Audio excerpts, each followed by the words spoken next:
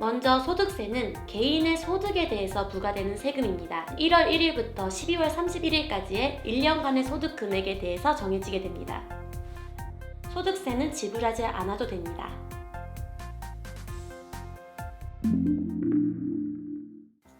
여러분 안녕하세요. 스위미 채널의 유나입니다. 급여를 받았을 때 생각보다 급여가 적었던 경우 있지 않으신가요? 왜냐하면 액면가 그대로의 금액이 아니라 세금이나 사회보험료 등을 빼고 입금되기 때문인데요. 오늘은 일본에서 경제활동을 할 시에 제공되는 세금에 대해서 알아보도록 하겠습니다. 그럼 공제되는 세금에 대해서 먼저 알아봅시다.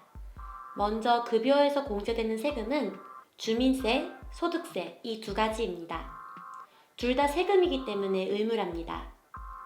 지불하지 않으면 추징과세라는 벌금이 부과되기 때문에 둘 다 반드시 내야만 하는 것이죠. 세금은 나라에 납세하는 국세, 그리고 지방에 납세하는 지방세가 있습니다. 소득세는 국세에 분류되고 주민세는 지방세에 분류됩니다. 먼저 소득세는 개인의 소득에 대해서 부과되는 세금입니다. 이때 세금은 1월 1일부터 12월 31일까지의 1년간의 소득 금액에 대해서 정해지게 됩니다. 소득세 계산 방법은 다음과 같습니다. 소득세란 개인의 소득에 대해서 과세되는 세금인데요. 아르바이트로 얻은 소득에도 이 소득세가 과세됩니다. 아르바이트에서도 소득세를 미리 뗀 후에 급여를 주는 경우가 있기 때문에 급여 명세가 있다면 한번 체크해보세요. 그렇지만 아르바이트로 일하는 모든 사람에게 소득세가 드는 것은 아닙니다. 파트타임으로 얻은 수입은 보통 급여소득이라고 하는데 급여소득의 금액은 연수입에서 급여소득 면제액을 뺀 잔액입니다. 급여소득 면제액의 최저 금액의 기준이 되는 것은 65만엔으로 파트타임 수입 금액이 도합 103만엔 이하, 그러니까 65만엔 플러스 기초 면제액 38만원 라면 소득세는 지불하지 않아도 됩니다. 소득세에는 배우자 면제라는 소득 면제 제도가 있습니다. 배우자 면제라는 것은 대상이 되는 배우자, 부인이 있는 경우 세대주, 주로 남편이 되겠죠? 이 세대주의 일정 금액의 소득 면제를 받을 수 있습니다.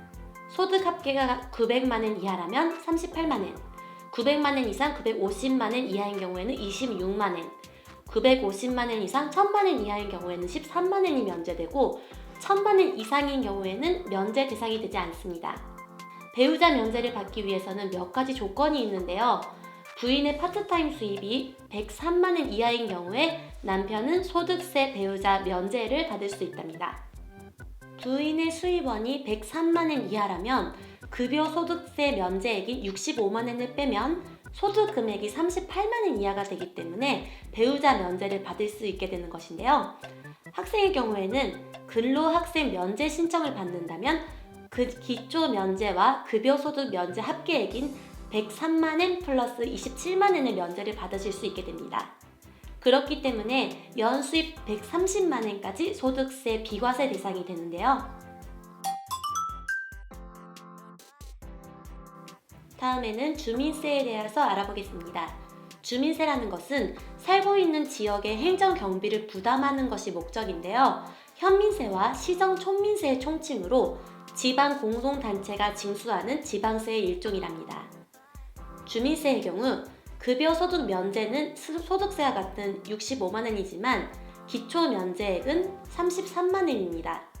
소득세 소득할의 과세 기준은 총 소득 금액이 35만엔, 이것은 거주하고 있는 지역에 따라서 달라지는데요. 보통 35만엔을 넘지 않을 시에는 과세되지 않고 급여 소득 면제의 65만엔에 주민세 소득할의 과세 기준 35만엔을 더한 100만엔이 비과세 대상이 되는 기준이 될 수 있겠죠? 소득할과 별도로 균등할이라는 것도 있습니다. 균등할이란 보통 현민세 혹은 도민세 1000엔 플러스 시정촌민세, 특별구민세 3000엔을 더한 4000엔으로 일률적으로 책정되는데요. 2014년부터 재해분흥 및 재난 방지를 위한 정책 재원으로서 현민세와 시정촌민세를 각각 500엔씩 올려서, 그러니까 합쳐서 1000엔을 올려서 책정했습니다. 하지만 이것은 자치제에 따라 차이가 있어서 평균 과세 금액이 아니라 독자적인 세액이나 세율을 도입하고 있는 곳도 있답니다. 소득세 납부 기한은 확정신고 제출 기한과 같은 3월 15일까지인데요. 주민세는 납부서로 일괄 납부하거나 4분기로 나눠서 납부하는 방법이 있습니다. 이때 4분기라는 것은 제1기가 6월 말, 제2기가 8월 말, 제3기가 10월 말, 제4기가 다음해 1월 말이 됩니다. 좀 복잡하죠? 하지만 걱정하지 마세요. 회사에서 월급을 받으시는 분들은 보통 급여에서 소득세와 주민세를 빼고 급여를 지불하기 때문에 이러한 절차를 하지 않아도 괜찮아요. 하지만 부업이나 회사 이외에 수입이 있는 경우에는 별도로 납부해야만 하니까 주의하시면 좋겠죠? 개인 사업자의 경우 소득세와 주민세를 본인이 납부하여야만 합니다. 구체적으로는 그 해의 소득세에 대해서는 이듬해의 2월 16일에서부터 3월 15일까지의 기간 동안 확정 신고를 하고 일괄적으로 납세를 해야만 하는데요. 이때까지 확정 신고를 완료해야만 하겠죠? 주민세는 6월부터 일괄 혹은 연 4회에 나눠서 납부하는 방법이 있습니다. 분할의 경우에는 제1기의 납부 기간이 6월 말, 제2기가 8월 말, 제3기가 10월 말, 제4기가 이듬해의 1월 말이랍니다. 소득세와 주민세의 납부 기간이 각자 다르기 때문에 이 점 꼭 주의해주세요. 그럼 소득세와 주민세는 어디에 쓰일까요? 소득세와 주민세는 세금이기 때문에 나라의 수입이 되어서 주로 복지나 의료, 교육, 공공사업에 쓰이는데요. 그중 사회보장에 쓰이는 비율이 가장 크답니다. 우리들이 안심하고 생활하는 데 필요한 의료, 연금, 요양, 복지 등의 공적 서비스가 바로 이 사회보장에 속합니다. 초고령화가 계속되고 있는 일본에서는 이 사회보장비가 가장 많은 비율을 차지하는데요.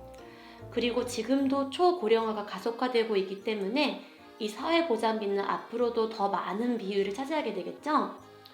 그렇기 때문에 앞으로 세금이 늘어날 수도 있다고 예측이 됩니다. 일본의 높은 사회 인프라를 지지해주는 것이 바로 이 소득세와 주민세 등의 세금이기 때문이죠. 어떠셨나요? 오늘은 급여로부터 빠져나가는 세금에 대해서 알아보았습니다. 보험이나 세금뿐 아니라 일본의 급여 명세서에 대해서 궁금하신 분은 급여 명세서 읽기라는 동영상도 있으니까 참고해주세요. 동영상에서 잘 모르는 부분이 있거나 질문이 있으시거나 이런 거에 대해서 좀 알고 싶다 하는 것이 있으시면 부담 없이 댓글 남겨주세요. 구독과 좋아요, 알림 설정도 잊지 마시고요. 그럼 다음 동영상에서 만나요. 안녕.